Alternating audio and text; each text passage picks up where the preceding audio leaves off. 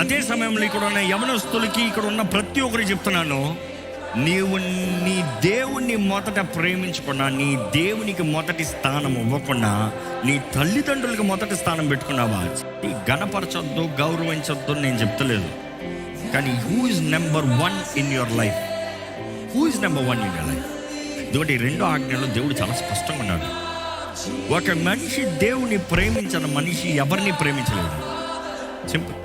దేవుడికి లోబడిన మనిషి ఎవడికి లోబడ్డు? దేవుడి భయం లేని వ్యక్తి ఎవడికి భయపడ్డు? ఈరోజు చాలామంది అంటారు, నా పిల్లలు నాకు గౌరవం ఇస్తలేదండి. నువ్వు ఎప్పుడన్నా దేవుడికి గౌరవిస్తా నేర్పించావా?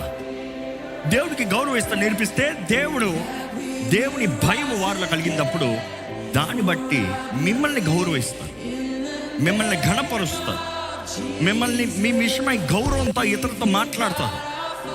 ఈరోజు వీ డోంట్ సే ఎప్పుడు నేనే అంటున్నాం. పిల్లలు కూడా నేనే అన్న మాట నేర్చుకుంటున్నారు. కానీ ప్రతి కుటుంబంలో మనం దేవుడికి మొదటి స్థానం, మన జీవితంలో దేవుడికి మొదటి స్థానం.